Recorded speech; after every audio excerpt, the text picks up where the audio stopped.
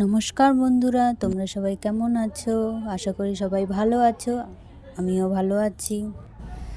আজকে বানিয়েছিলাম বাড়িতে সুস্বাদু ছোলা মাখা, তাই ভাবলাম তোমাদের সাথে শেয়ার করি।